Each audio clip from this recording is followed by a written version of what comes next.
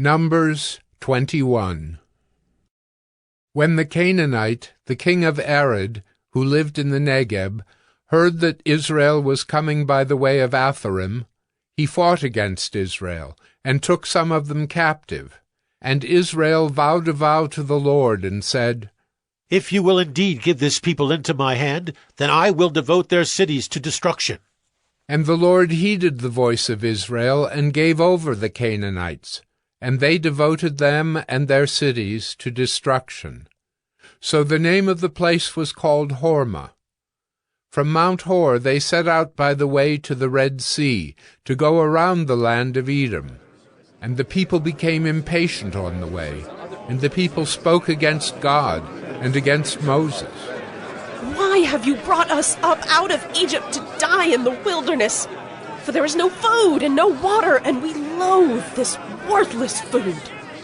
Then the Lord sent fiery serpents among the people, and they bit the people, so that many people of Israel died. And the people came to Moses and said, We have sinned, for we have spoken against the Lord and against you. Pray to the Lord that he take away the serpents from us. So Moses prayed for the people, and the Lord said to Moses, Make a fiery serpent and set it on a pole, and everyone who is bitten when he sees it shall live. So Moses made a bronze serpent and set it on a pole. And if a serpent bit anyone, he would look at the bronze serpent and live. And the people of Israel set out and camped in Oboth.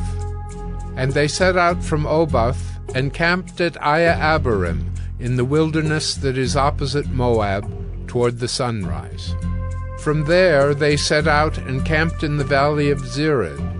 From there they set out and camped on the other side of the Arnon, which is in the wilderness that extends from the border of the Amorites. For the Arnon is the border of Moab, between Moab and the Amorites. Therefore it is said in the book of the wars of the Lord, Waheb and Suphah, and the valleys of the Arnon, and the slope of the valleys that extends to the seat of Ar, and leans to the border of Moab. And from there they continued to Beer, that is the well of which the Lord said to Moses, Gather the people together, so that I may give them water. Then Israel sang this song, Spring up, O well, sing to it, the well that the princes made, that the nobles of the people dug, with the scepter and with their staffs. And from the wilderness they went on to Mattanah, and from Mattanah to Nahaliel, and from Nahaliel to Bamoth, and from Bamoth to the valley lying in the region of Moab, by the top of Pisgah that looks down on the desert. Then Israel sent messengers to Sihon, king of the Amorites, saying, Let me pass through your land. We will not turn aside into field or vineyard. We will not drink the water of a well. We will go by the king's highway until we have passed through your territory. But Sihon would not allow Israel to pass through his territory. He gathered all his people together, and went out against Israel to the wilderness, and came to Jahaz, and fought against Israel. And Israel defeated him with the edge of the sword, and took possession of his land from the Arnon to the Jabbok, as far as to the Ammonites, for the border of the Ammonites was strong. And Israel took all these cities, and Israel settled in all the cities of the Amorites, in Heshbon and in all its villages. For Heshbon was the city of Sihon, the king of the Amorites, who had fought against the former king of Moab, and taken all his land out of his hand as far as the Arnon. Therefore the ballad singers say, Come to Heshbon, let it be built, let the city of Sihon be established. For fire came out from Heshbon, flame from the city of Sihon. It devoured Ar of Moab, and swallowed the heights of the Arnon. Woe to you, O Moab! You are undone, O people of Chemosh. He has made his sons fugitives, and his daughters captives to an Amorite king, Sihon. So we overthrew them. Heshbon, as far as Dibon, perished, and we laid waste as far as Nophah. Fire spread as far as Medeba. Thus Israel lived in the land of the Amorites. And Moses sent to spy out Jazer, and they captured its villages and dispossessed the Amorites who were there. Then they turned and went up by the way to Bashan. And Og the king of Bashan came out against them, he and all his people, to battle at Edrei. But the Lord said to Moses, Do not fear him, for I have given him into your hand, and all his people and his land. And you shall do to him as you did to Sihon king of the Amorites, who lived at Heshbon. So they defeated him and his sons and all his people, until he had no survivor left, and they possessed his land. Numbers 22. Then the people of Israel set out and camped in the plains of Moab, beyond the Jordan at Jericho. And Balak, the son of Zippor, saw all that Israel had done to the Amorites. And Moab was in great dread of the people, because they were many. Moab was overcome with fear of the people of Israel.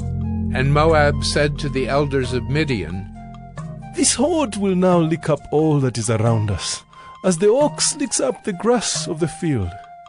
So Balak, the son of Zippor, who was king of Moab at that time, sent messengers to Balaam, the son of Beor, at Pethor, which is near the river in the land of the people of Ammon, to call him, saying, Behold, a people has come out of Egypt. They cover the face of the earth, and they are dwelling opposite to me. Come now, curse this people for me, since they are too mighty for me. Perhaps I shall be able to defeat them and drive them from the land, for I know that he whom you bless is blessed, and he whom you curse is cursed. So the elders of Moab and the elders of Midian departed with the fees for divination in their hand. And they came to Balaam and gave him Balak's message.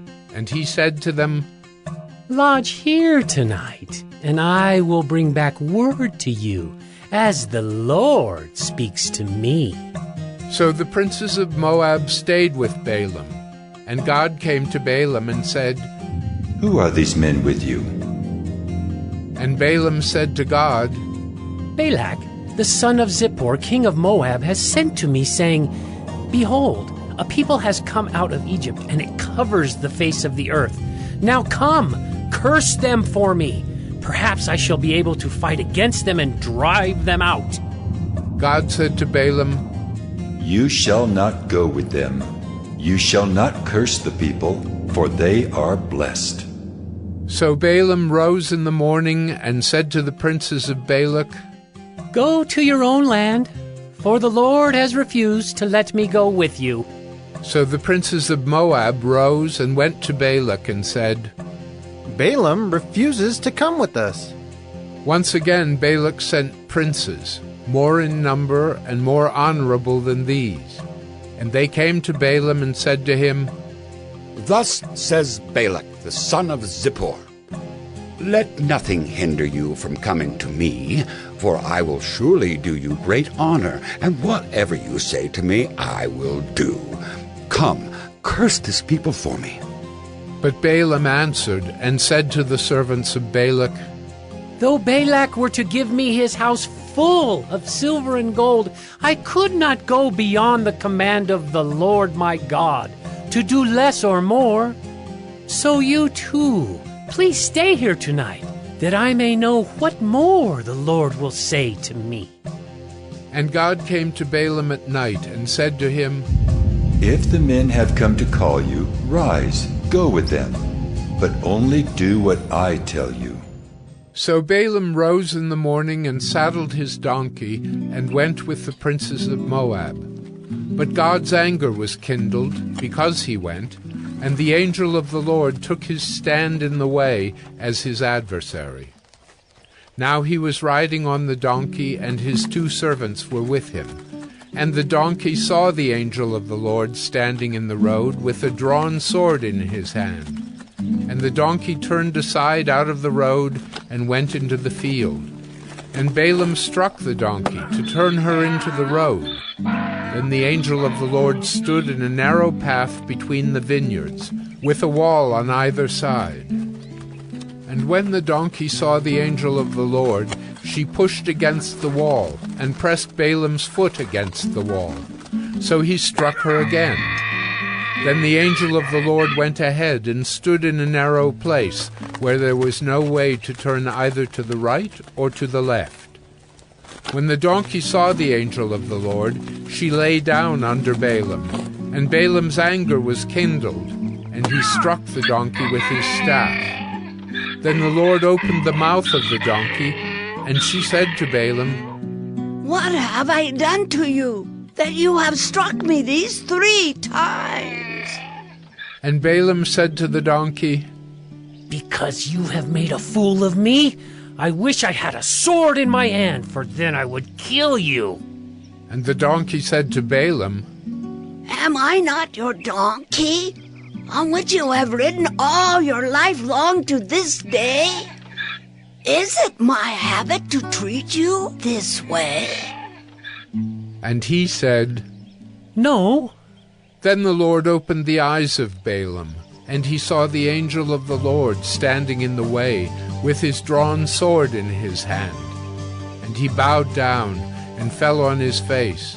And the angel of the Lord said to him, "Why have you struck your donkey these 3 times? Behold, I have come out to oppose you, because your way is perverse before me.